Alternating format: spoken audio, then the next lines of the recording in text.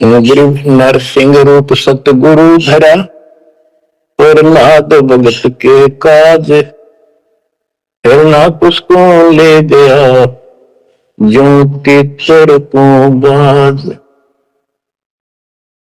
परमात्मा कबीर जी ने ही नरसिंह रूप धारण किया। ये सारा श्रेय अभी तक श्री विष्णु जी उर्फ श्री कृष्ण जी को दिया जा रहा था। जो भी है परमात्मा चाहते हैं कि किसी तरह इनकी भक्ति में आस्था बनी रहे, ये किसी को मानकर भक्ति कर रहे करते रहो, उससे मिलना कुछ नहीं, पर पिछले संस्कार से मालिक उनकी मदद स्वयं करते हैं। गरीब नामा का देवल फेरा, मुई जवाही गाय, पीड़ा मिट्टी संत की छान छवाई आए।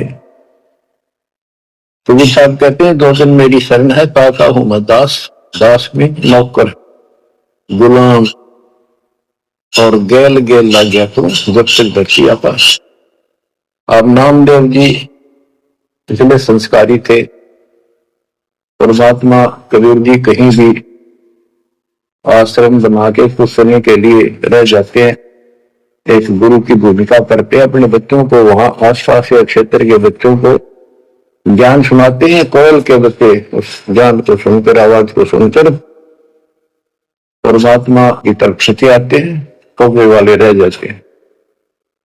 तो उसमें रंका और बंका दोनों पति पत्नी थे। एक उनकी बेटी थी वंका। नामदेव भी उसी समय परमात्मा कबीर जी के शिष्य हुए थे जब वो वासनपुर में लीला कर रहे थे।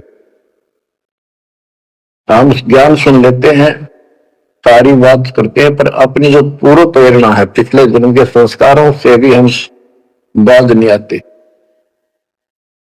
अब नामदेव जी जा रहे थे, एक मंदिर में आरती हुई थी, ब्राह्मण लोग आरती कर रहे थे, और उसके ऐसी धूम चढ़ी कि वो मंदिर में पहुंच गया। हाथ में जूते निकाल लिए अपने, जैसे ये बजाते हैं ताल, उस तरह बजाने लग गया। घंटी बजाते हैं और बजाता बजाता आरती में मगन होकर उनके ब्राह्मणों के बीच में पहुंच गया, यानी पत्थर की मूर्ति के सामने पहुंचना चाहा। पंडितों ने पकड़ कर उसको मंदिर के पीछे फेंक दिया। ये शूद्र छोटी जाति का समेत जुटू आ गया, हमारा धर्म भ्रष्ट कर दिया, हमारे भगवान को इसने रुष्ट कर दिया। वो तो फिर भी पड़ा पड़ा मन की आरती कर रहा था, लग लगी थी जाता में। तो परमात्मा उस मंदिर का मुंह नामदेव की तरफ कर दिया, और पंडित पिछली साइड में खड़े घंटी बजा रहे थे। आश्चर्यचकित हुए। तो एक दिन नामदेव रंका बंका के घर गया, तो उस दिन वंका लड़की, रंका और बंका जंगल में लकड़ियां लेने गए हुए थे, पीछे और लड़की अकेली थी। वो को पट्टी तैयार करे थी, जैसे किसी के चोट लग जाया करे, हल्दी वगैरह लगा के। नामदेव बोला, बहन किसको क्या हो गया, किसको चोट लगी, किसके लिए पट्टी बना रही हो? वंशा बोली, रे नामदेव तू उस दिन ज्यादा दुखी ना करा कर, तो भाई मर्यादा में नहीं रहता, वहां के जरूरत ही करे को जाने जिस मंदिर में, अपना मंदिर में जाना भगवान अलाउड थोड़ा कर रखे है, मानता नहीं तो तेरे लिए, तेरी इज्जत रखने के लिए गुरु जी तेरा मंदिर फेर गए थे, हाथा चोट लगी भाई, उनका पट्टी बांधे। नामदेव गया, देखा तो सचमुच गुरु जी के हाथों में चोट लगी हुई है, और उनका ने पट्टी बांधी। तो बच्चों, हम भक्ति भी करते हैं, पर अपने संस्कार फिर भी कोई न कोई अड़ाए रखते हैं, ये परमात्मा को परेशान करते हैं। अब आ गया है कति पीक टाइम, अब ये बात नहीं चलेगी। पहले तो चलो को रह गए, कोई बात ना, पैर पकड़ लिए भगवान ने, अब क्या फिसल गया पैर, तो पता नहीं कहां पलोगे जाकर। ऐसा अजब गजब का ज्ञान दे दिया, ऐसा समाधान आपको दे दिया, और ऐसे समय में मानो श्री मालिक ने। तो आंखें खोल लो। गरीब नामा का देवल फेरा, मुई जवाही गाय, पीड़ा मिट्टी संत की छान छवाई आए। तब जिसमें नामदेव जी ने मंदिर घुमा दिया, घुमाया तो मालिक ने था, लेकिन मालिक अपने नाम नहीं लेते।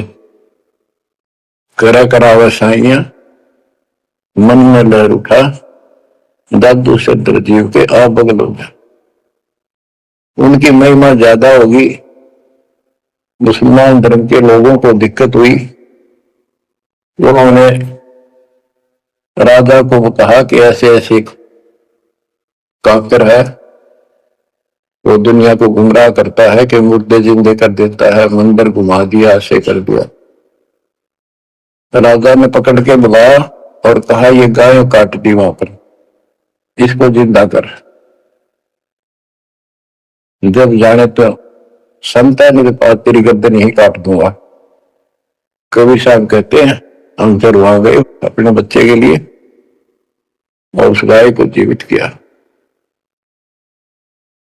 जैसे पुराने समय में सरछान झोपड़ी डाला करते थे, हट घास ग्रास की, और वो साल भर में कंडम हो जाती थी, तो बारिश आने से पहले उनको फिर से या तो नहीं डालते थे या कुछ रिपेयर किया करते थे।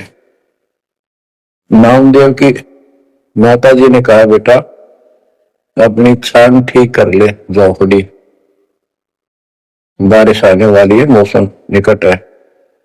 वो कहने लगा ठीक है माता जी, जाता हूं मैं जंगल से सरकंडे काट के लाता हूं घास फूस। रास्ते में सत्संग हो रहा था, सत्संग सुनकर फिर वहां सेवा में लग गया। शाम होगी वापस आ गया। उसकी मां बोली बेटा लाया निकल घास फूस।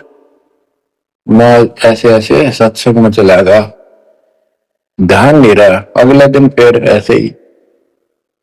उसकी मां बोली भाई देख ले तो बारिश हो जाए, कुछ दिन सारे कपड़े भीजेंगे, अपने डिगेंगे, वो तो नुकसान हो जाएगा। अगले दिन भी ऐसे हुआ। तीसरे दिन उसने सोचा आधा सत्संग सुन लो और फिर जाऊंगा। आधा सत्संग सुनकर चल पड़ा। सत्संग तो फिर पूरा सुनना पड़ा उसने, फिर सेवा सेवा ना करी, अपना काम के लिए चल पड़ा। जल्दी जल्दी घास फूस काटने लगा, पैर में कुवाड़ी लगी, दांती लगी और ज्यादा चोट लगी। पैर के पट्टी बांधी, अपना कपड़ा वही ले रखा तो पाड़ का चद्दर। और उसी दिन परमात्मा ने नामदेव का रूप बनाया और खूब ये सरकंडे सिर पर धर के लाए, आकर छान बना दी और डाल दी। नामदेव शाम को लंगड़ाता लंगड़ाता पहुंचा। मां बोली के लग गया बेटा? मैंने बताया मैं ऐसे ऐसे आज भी ना लड़ पाया। मैं तो मां उस झोपड़ी से आगे पहुंच गई, बेटे को तकलीफ सी देख के क्या लग गया बेटे का। मां माफ करिए आज भी नहीं सामान जान पाया, मैं तो वो ऐसे ऐसे बन गई मेरे साथ। कोशिश करूँ था जल्दी जल्दी काटू, मां दुख पाओगी।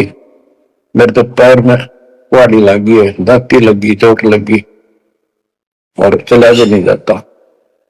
मैं ठीक होते ही बनाऊंगा झोपड़ी। उसकी मां उसके मुंह की तरफ देख के बेटा क्या बोल रहा तू? तो अभी तो आया था झोपड़ी खुद बना के गया, बेटा क्या कह रही है, चोट कब लगी तेरे? नामदेव निकट आया, देखा ताकि झोपड़ी बना रखी है गजब के सरकंडे लाके। ऐसे तो आसपास की तो थे भी को नहीं, ऐसा घास फूस। नामदेव खूब रोया बैठे। मां भगवान थे, परमात्मा थे वो तो बच्चों जो दिन मेरी शरण है ताका हूं मैं दास, गेल गेल लगे जब तक धरती आकाश। ये किसी जन्म में भक्ति खूब करी थी जैसे इस युग में, और इस युग के पिछले हुए भक्ति गजब की रहती है, क्योंकि यह साधना शास्त्र रूप है। मोक्ष ना होता तब तक परमात्मा इनका साक्षा रहे। इनसे चमत्कार भी होते रहते, नाम भी हो जाता, पर काम तो ना बना, मोक्ष तो ना हो। तो ये जो ज्ञान आपको सुना जा रहा है, ये हर पहलू पर आपको सतर्क किया जा रहा है बच्चों। या तो इस भक्ति में छोड़ दो, रिया कति दर्द हो जाओ, कमर कस लो, अब तो पीछा छुटवाना है। ये लल्लो पत्तो बहुत होली, केवल हम सुख मांगते हैं, धन मांगते हैं, बेटा ना तो बेटा मांगते हैं और धन संपत्ति मांगते हैं। ये तो बिना मांगे दे देगा जब दिल डट गया आपका। डर रहे तो कोई भी काम है दृढ़ता के साथ होता है। कबीर साहब कहते हैं, कबीर धीरे धीरे रेवना, धीरे सब पूछो, माली सी तैसो बोला फिर तो है फलो। आज पौधा बोया है आम का, अगले दिन नहीं लगेंगे फल उसका, महीने 20 दिन भी नहीं लगेंगे, वर्षों उसकी सेवा करनी पड़ेगी। एक बार पेड़ बन जाने दो, फिर देखना आपको छाया भी और फल भी इतने देगा, आप भी खाइयो, रिश्तेदारों को खिलाइयो। इसी प्रकार इस भक्ति रूपी पौधे को पेड़ बना लो। दास देख रहा है, दास ने शुरुआत जब की थी, उनकी क्या स्थिति थी मेरे भक्तों की, वो डटे रहे, टिके रहे, आज हर तरह से उबारा है, संसार से न्यारा है और मोक्ष मिलेगा, जो जन्म मरण का कोड कटेगा।